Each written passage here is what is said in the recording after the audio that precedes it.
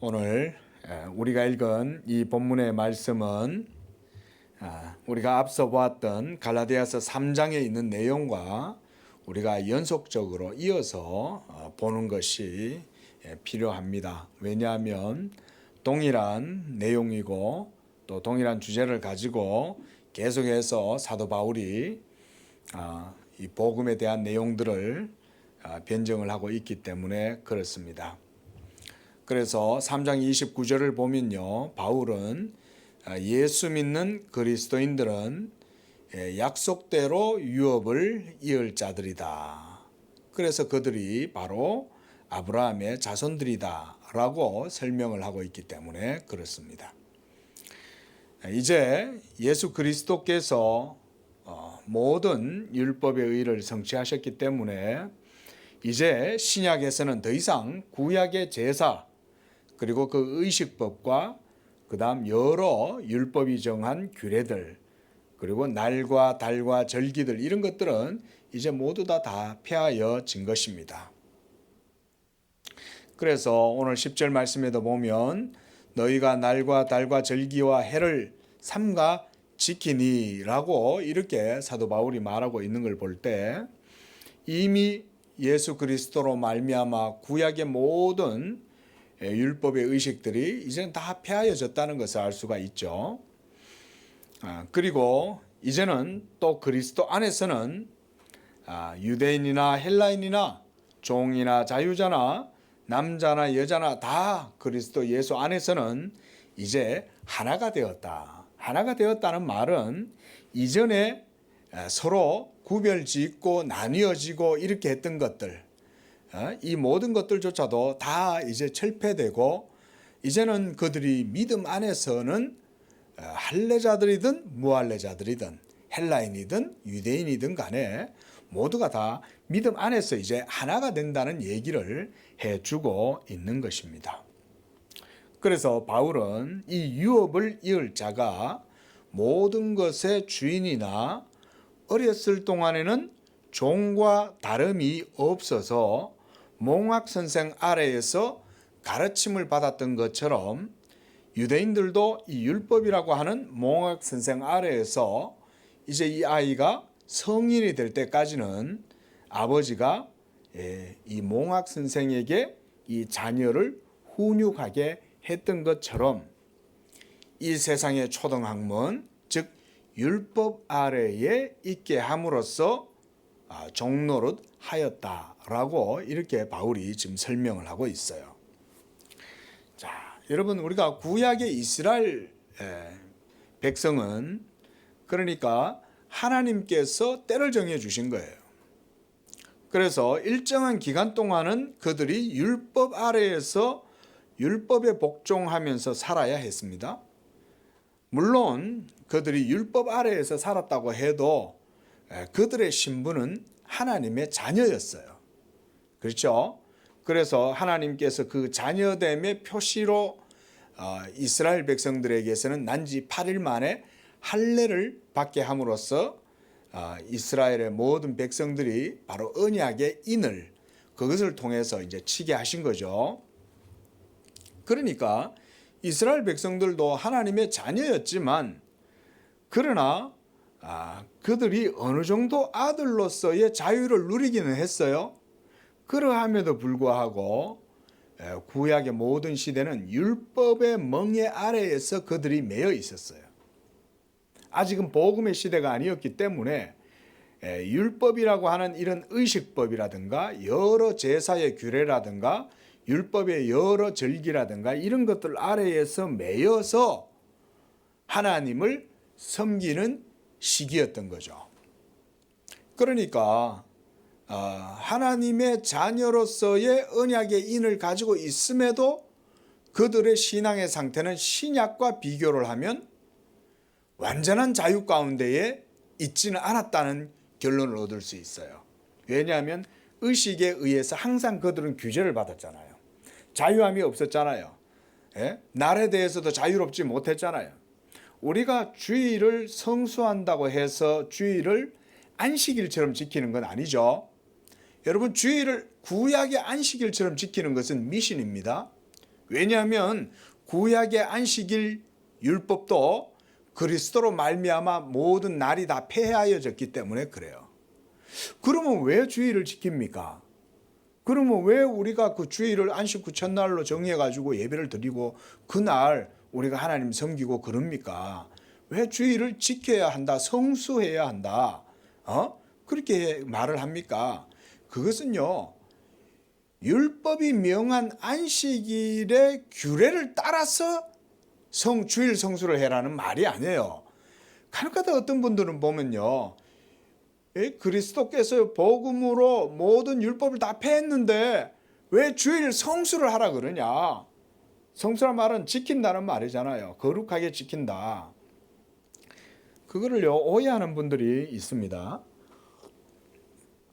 그러나 여러분, 주일을 성수해라는 말은요, 예수를 믿음으로 성령 안에서 하나님께서 안식일을 제정하신 그 본래의 의도, 그 뜻을 주일날 온전히 승화시켜 가지고 하나님을 예배하는 날로 하라는 거예요. 그 날을 도리어 속박하고 율법처럼 얽매게 하고 미신적인 두려움으로 공포를 조장하고 그게 아니에요. 예수를 믿으면 자유하고 그 복음의 위로와 평안과 확신 가운데에서 하나님을 자유롭게 예배하면 그것이 도리어 구약의 안식일을 더욱더 복되고 거룩하게 지키는 게 되는 거죠. 그러니까 안식일 정신이 주일날 오히려 복음으로 말미암아 승화가 되었다, 이렇게 우리가 봐야 되는 거지. 그거를 가지고 막 트집을 잡아가지고 주일 성수해라 그랬다고, 킵하라 그랬다고, 지키라 그랬다고. 지키란다는 게 율법을 지키라는 말이 아니에요. 신앙의 의무, 그리스도의 은혜 아래서의 복음적 의무를 해라는 얘기지. 자, 이렇게 구약의 이스라엘 백성들은 그런 율법의 여러 가지 제약의 가운데에서 하나님을 섬겼지만 그들도 하나님의 자녀였습니다. 그러나 이제는 신약과 같은 복음의 자유, 성령 안에서 이제 예수 그리스도의 복음의 이 은혜를 누리는 이런 시대의 자녀들과 비교했을 때는 신약의 성도들이 훨씬 구약의 하나님의 백성들보다 더 충만하고 부요하고 복된 그런 상태로 있는 거예요. 믿으시 바랍니다. 이것이 우리가 예수를 믿는 이유인 거예요. 왜 우리가 예수를 믿어야 되냐? 우리가 예수 믿으세요, 예수 믿으세요. 교회가 예수를 믿으라고 하는 이유는 뭐냐면 뒤집어 보면 그 말인 거예요. 예수 믿으면 당신은 자유해집니다. 모든 죄와 사망과 형벌의 두려움, 또 죄로 말미암아 당신의 모든 삶이 암울하고 당신의 모든 삶이 죄 때문에 상처받고 갈급하고 메말라 있으니까 예수를 믿어서 이제 이 복음의 자유함 가운데로 나아가십시오, 그 얘기죠. 그걸 보고 우리가 예수를 믿으라고 그러는 거예요. 예수 믿어라, 예수 믿으시오. 자, 그래서 이렇게 신약의 성도와 구약의 성도와의 이 신분은 동일하게 하나님의 자녀예요. 그런데 우리가 그 차이를 분명히 알아야 되겠죠. 구약의 이스라엘 백성들이 하나님의 자녀라고 할 때는 그들에게는 할례가 있었어야 돼요. 그렇죠? 그래서 할례를 받지 않고서는 이스라엘 총회에 들어올 수가 없어요. 여호와의 총회에. 그게 쫓겨나야 돼요. 그 다음에 안식일을 지키지 못하는 자도 쫓겨나야 돼요. 그 외에 여러 가지 율법을 범하였을 때도 이 하나님의 규례를 따라서 모두 다 속죄를 하고 이렇게 해서 하나님 앞에 모든 율법으로 정결례를 다 치른 다음에서야 하나님 앞에 나아갈 수가 있었던 거죠. 자, 그러나 어때요? 그런 의식들이 있었지만 그 의식들을 지킴으로써 그들은 하나님의 자녀의 신분을 유지를 하고 있었어요. 그러나 어때요? 완전한 자유 가운데 있었습니까? 아니죠. 매번 이렇게 무엇보다 그 죄사함에 대한 확신, 이거는 신약 성도들이 가지고 있는 것과는 전혀 이 큰 차이를 가지고 있었던 거예요. 지난 시간에도 말씀드렸다시피 이렇게 하나님 앞에 제사를 지내려고 내 죄 때문에 제사함의 속죄를 탁 드렸더니 또 가다가 또 죄 짓고, 그래가지고 또 그 죄로 말미암아서 또 그 죄 때문에 양심이 막 고통을 받다가 또 희생제물을 또 준비해 가가지고 가서 하나님께 제사 지낸 다음에 또 마음이 깨끗해지고, 그것도 깨끗해진 것 같지만은 짐승의 피로 제사를 드리는 거니까 율법에서 명한 대로, 그렇죠? 그러니까 그걸로는 자기 죄사함에 대한 확신을 완전히 가질 수가 없는 거예요. 그러나 신약의 성도들은 이미 예수께서 하나님의 영원하신 아들이 나의 희생 양이 되심으로 십자가에서 2000년 전에 단 한 번, 단번에 영원한 속죄를 이루셨기 때문에 이제는 그 예수를 믿는 자들에게는 더 이상 다른 무슨 제사 예법이 필요하거나 다른 속죄 제사가 필요하거나 이런 게 필요 없어요. 우리가 예수 믿은 다음에도 죄를 지을 수 있습니다. 그러면 그 죄들을 어떻게 하면 됩니까? 다시금 예수 그리스도를 믿고 그리스도의 십자가의 그 은혜 가운데 나아가면 되는 거예요. 그뿐만 아니라 우리는 온 몸이 벌써 다 이제 성령으로 깨끗해진 거예요. 그래서 예수님이 베드로가 주여 그러면 내 모든 몸을 깨끗이 다 씻어 주시옵소서. 예수님 뭐라 그래요? 아니다. 너희가 이미 온 몸이 깨끗하여졌고 발만 깨끗하면 된다. 발만 깨끗해진다는 얘기는 뭐냐면 이제는 전신은 깨끗해졌지만 여전히 육체 가운데 있어서 우리가 죄를 짓잖아요. 그러면 그 발을 정도는 씻어야 된다는 거예요. 그럼에도 불구하고 이미 우리는 깨끗해졌기 때문에 그리스도의 이 복음의 위로와 평안과 안식이 예수 믿는 성도들에게는 있는 거예요.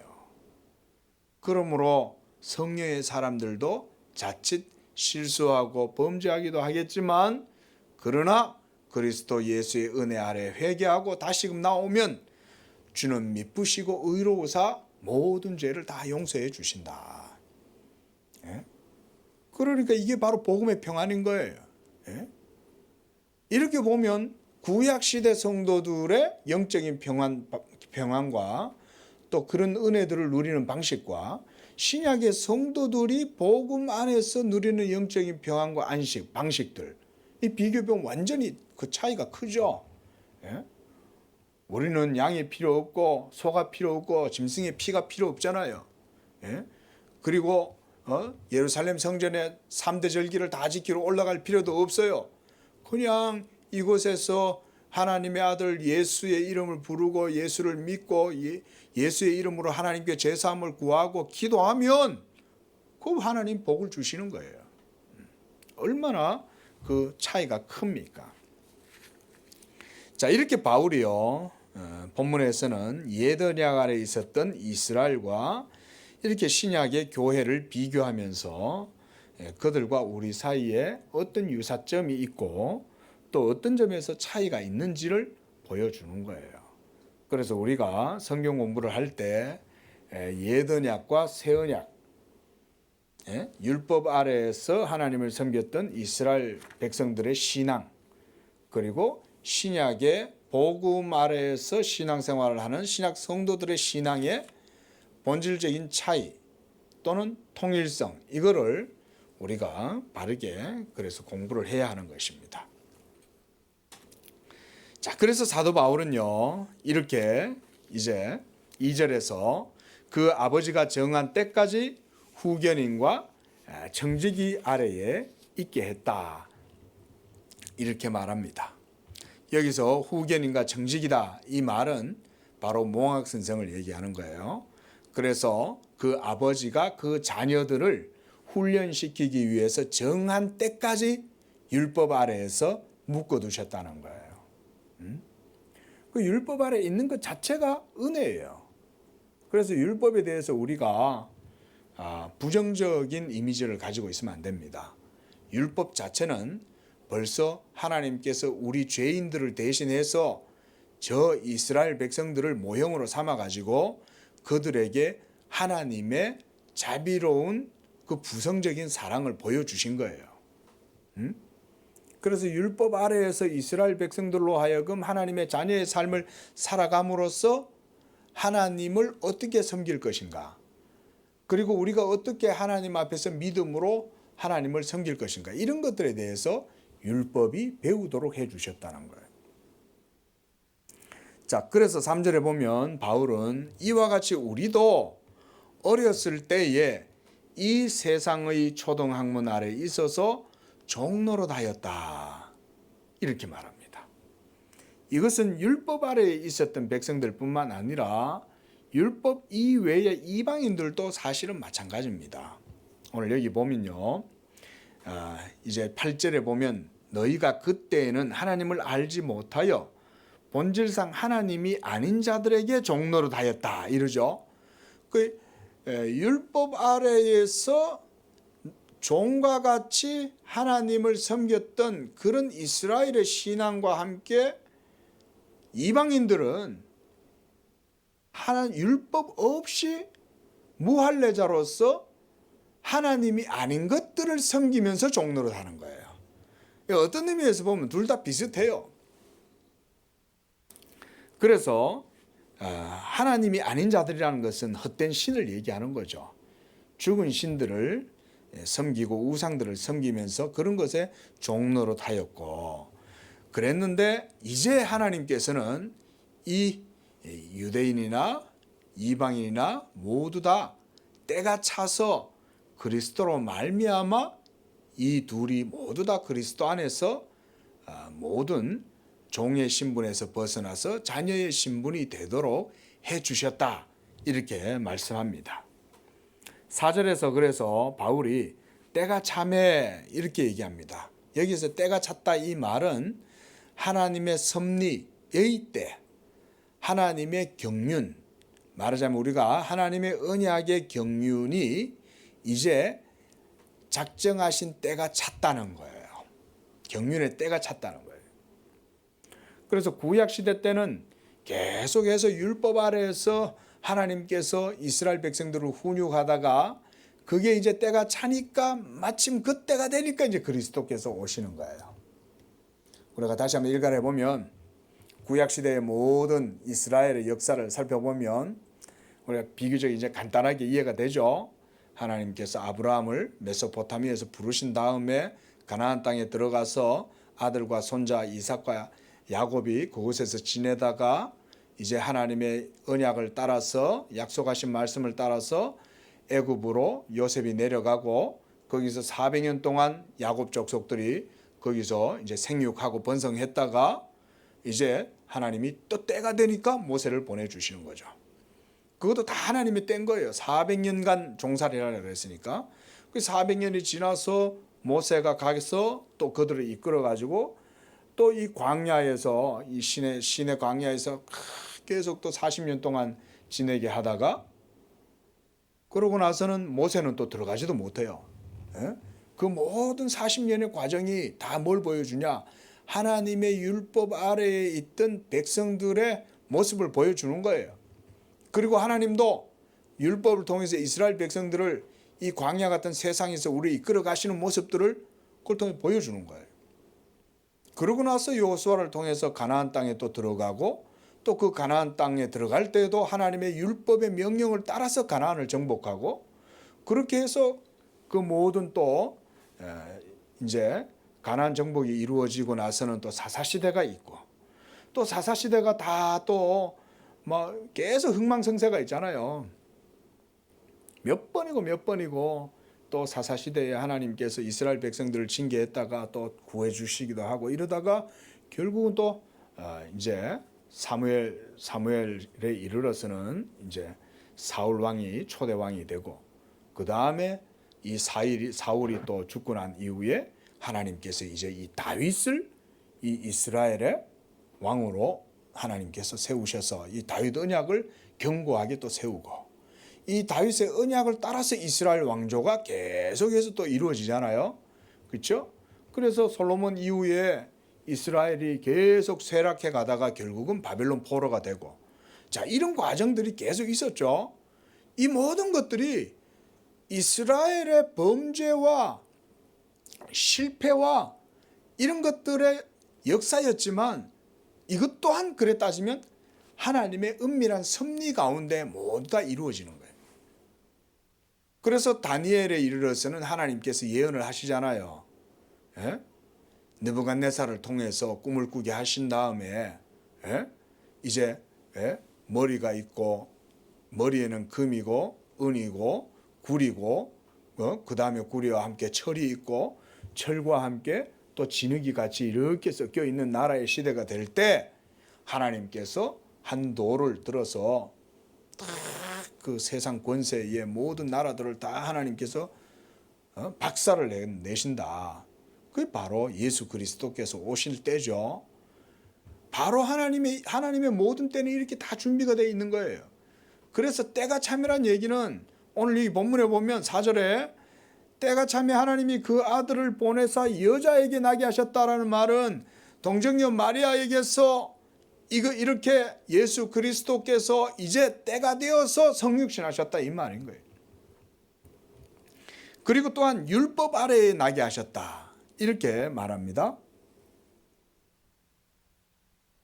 이 말은 하나님의 아들을 율법 아래에 나게 하심으로써 이 율법의 모든 의무를 감당하게 하셨다 이 말이죠. 그렇게 함으로써 우리를 위한 모든 의를 이 율법의 아들도 이스라엘 백성들과 같이 되어서 그렇게 모든 율법의 의무를 다 행하시고 그것으로서 결국 십자가에서 자신을 하나님 앞에 드리셨다 이 말이에요. 이 율법 아래 나게 하셨다라고 하신 말씀은 바로 그거예요. 그래서 율법의 이 의무는 십자가에서 모든 율법의 대리적 속죄 사역까지 다 행하셨다는 것까지 포함됩니다. 이것은요. 그래서 5절 말씀에 율법 아래에 있는 자들을 십자가로 속량했다 이 말씀이에요. 그러니까 예수님의 죽으심은 율법의 형벌을 우리가 받아야 되는데 대신 예수님이 율법의 형벌을 다 당하신 거죠. 또한 우리가 행해야 할 모든 율법의 의무도 마지막 아담이신 예수께서 모든 율법의 의무를 다 행하셔서 하나님 앞에서 죽으심으로 그 모든 것들을 다 해소하고 완성하시는 거예요. 그렇게 함으로써 이제 우리를 아들의 명분을 얻게 하셨다. 이게 사도 바울이 얘기하는 복음의 내용이에요. 자, 예수님이 십자가에서 죽으신 것은 결국은 우리 죄인들, 본질상 진노의 자녀였던 우리를 무엇 삼으시려고? 아들을 삼으시려고. 아들의 명분을 우리에게 얻게 하시려고 예수께서 십자가에서 모든 율법의 의를 이루셨다 이 말인 거예요. 자, 그래서 여기에서 사도 바울은 또 한 가지 얘기를 합니다. 6절에서 너희가 아들임으로 하나님이 그 아들의 영을 우리 마음 가운데 보내사 아빠 아버지라 부르게 하셨느니라. 너희가 아들임으로 이 말은 먼저는 너희가 하나님의 택하심을 입은 자들이다 이 얘기예요. 왜냐하면 하나님의 택하심을 입은 자가 아니라면 성령을 받을 수 없기 때문에 그래요. 그리고 하나님의 선택이 있어야 예수 믿음도 생기는 거예요. 이게 복음이에요. 하나님의 선택이 없이는 예수를 믿을 수 없어요. 그리고 예수를 믿지 않는데 성령도 받을 수 없는 거예요. 그러므로 너희가 아들임으로 라고 하는 이 말은 너희가 하나님의 택하심을 입은 약속에서 난 자녀들이다 이 얘기입니다. 율법의 행위로 말미암아 자녀가 된 것이 아니라는 거예요. 예수를 믿음으로 너희가 하나님의 자녀가 되기 위해서 이미 하나님께서 만세전에 너희를 택했어. 그래서 이제 그 아들로 말미암아 예수 믿는 너희를 아브라함의 자손이 되게 하고 너희가 자녀임으로 하나님을 아바 아버지라 부르게 하도록 하나님이 성령을 너희에게 주셨어. 그래서 우리에게 아빠 아버지라 부르게 했다. 여러분 눈에 보이지 않는 하나님을 우리가 어떻게 하나님을 아빠, 아버지라고 부를 수 있을까요? 예? 감히 여러분 신성하고 거룩하고 어미하신 그 하나님, 범접할 수 없는 그 하나님을 어떻게 우리가 아빠라고 부르냐 이거예요. 어떻게?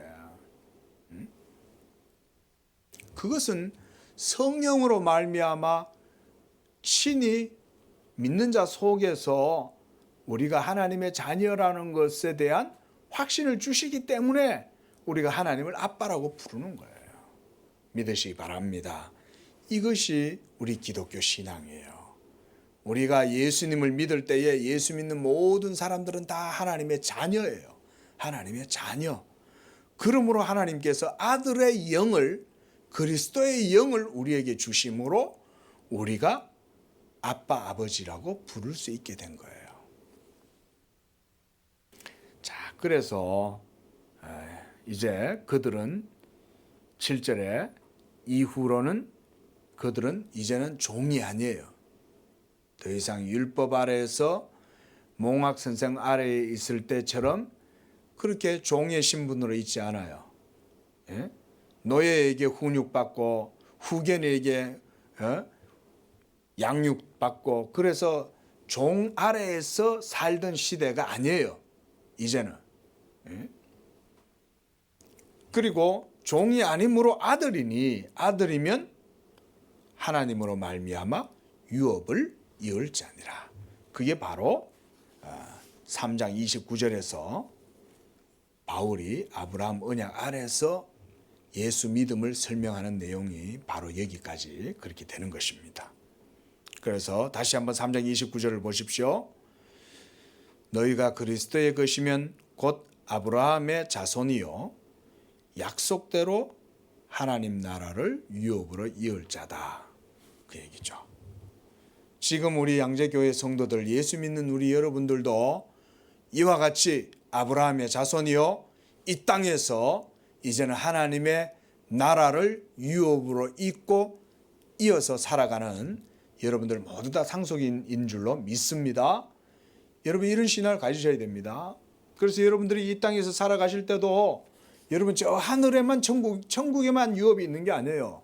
하나님은 이 땅에서도 여러분들이 살아가는 이 삶 속에서도 하나님 나라의 유업을 누리는 권세를 주셨어요.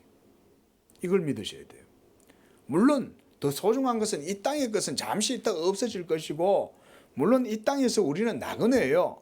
그러함에도 불구하고 하나님께서는 이 땅의 백성들에게도 하나님께서 뜻이 하늘에서 이루어진 것처럼 땅에서도 이루어지는 은혜를 주셔요. 그래서 이 언약의 복을 여러분들이 복음 안에서 늘 구하십시오. 예수 믿는 나의 삶에 하나님의 언약의 유업을 허락하셔서 하늘의 기름집이 나의 모든 일상의 삶 가운데 이루어지게 해달라고 기도하세요.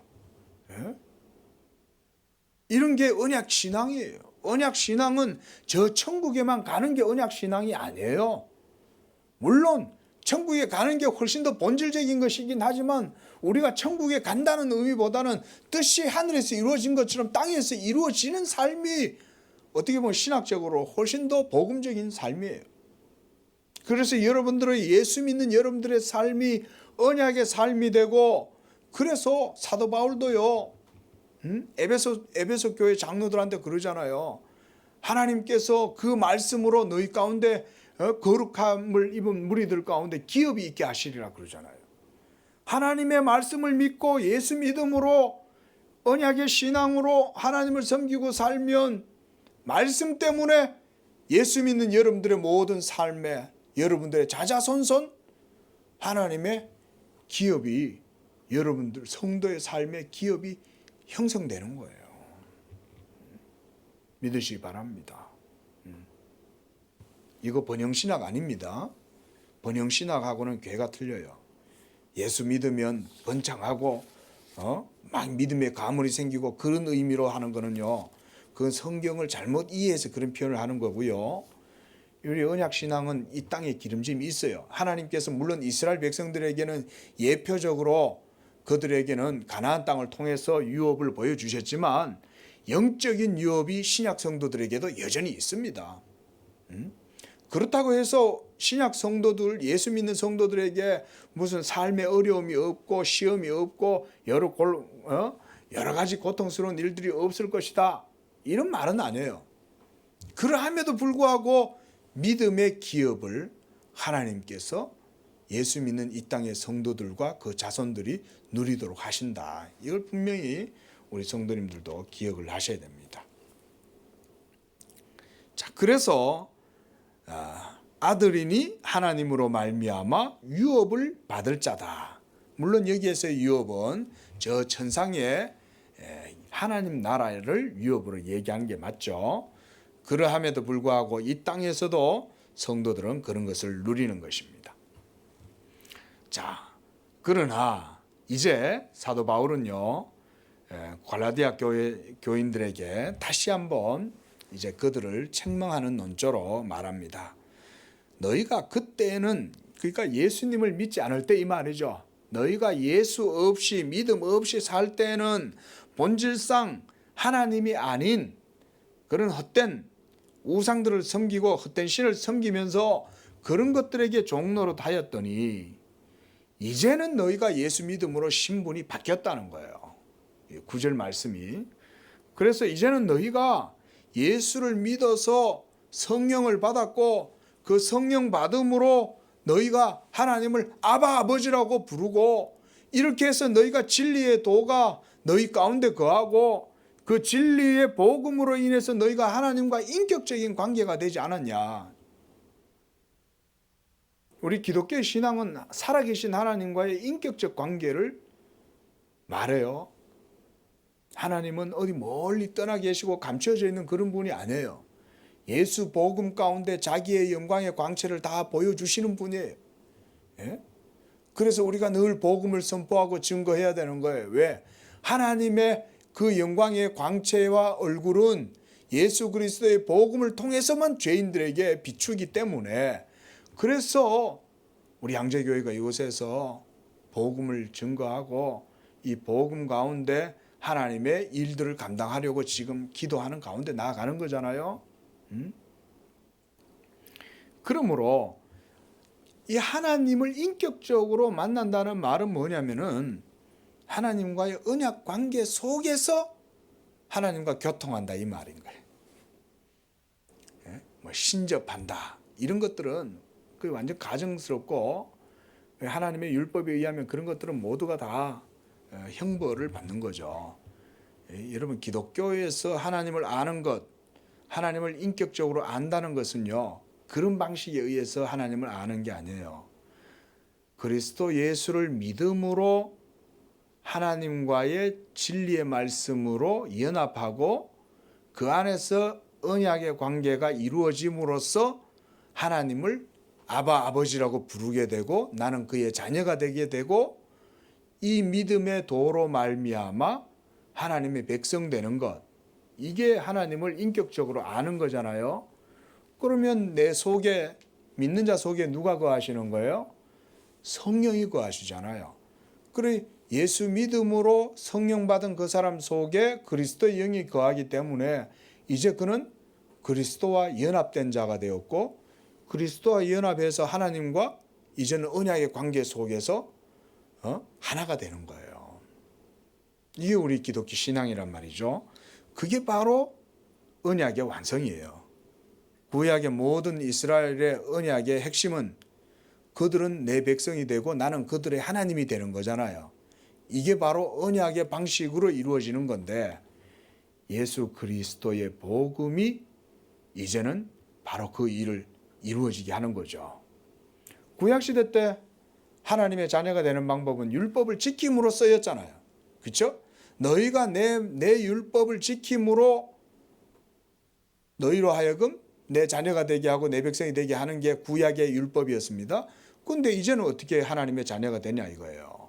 이제는 예수 그리스도를 믿으면 그 믿음으로 나는 저희의 하나님이 되고 저희는 내 백성이 될 것이다. 이게 아브라함 언약의 핵심이란 말이에요.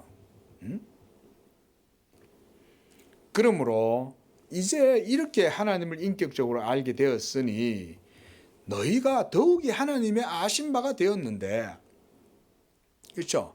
이 말은 이런 말이에요. 너희가 이렇게 이제 더 이상 이것보다 더 대단한 하나님께로부터 이르게 되는 그런 진리가 너희에게 없다 이 말이에요. 이거보다 더 나은 진리가 없고 이거보다 더 나은 하나님께로 가는 길이 없으니 이것 이외에 더 이상 우리가 뭘 하나님께 구하겠냐. 그렇게 하나님의 아신 바가 너희가 되었는데 이제 또다시 천박한 초등학문으로 돌아가겠다고 그 얘기죠.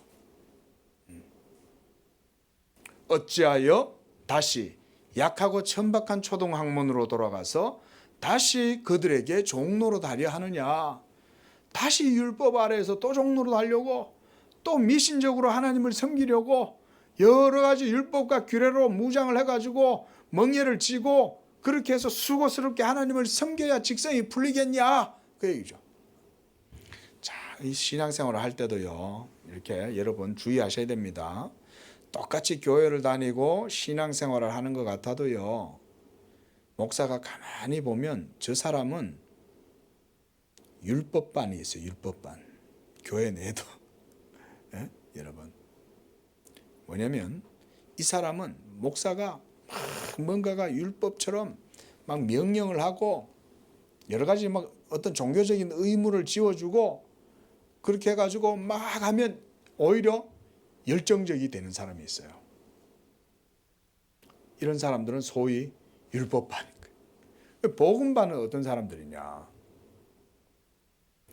그것을 듣되 율법적 의무나 복종을 따라가지고 자기의 행위에 열심으로 막 희열을 누리고 그것 때문에 재미를 누리고 이런 게 아니에요. 오히려 교회에서 하나님 말씀 듣고 믿음 가운데에서 성령의 은혜 안에서 기도하면서 하나님의 말씀을 듣는 것을 가장 좋아하고 그 말씀을 또한 들음으로 그 말씀의 은혜 가운데에서 성령과 함께 교제하고 그 가운데에서 기도하고 살아가는 사람. 이런 사람들은 순전한 믿음의 사람. 이런 사람들은 사실은 복음의 은혜 안에 사는 거예요. 똑같이 교회를 다니고 예수 믿는다고 말해도 여러분 이렇게 순전한 하나님께 대한 믿음으로 신앙생활 하는 사람이 있는 반면 그렇지 않은 사람이 있다 이거죠. 우리 양재교회 성도님들은 모두 다 이와 같이 하나님의 은혜 아래 거하고 그래서 복음의 은혜와 자유 가운데에 여러분들이 믿음으로 하나님과 동행하는 그런 삶이 되시기를 바랍니다.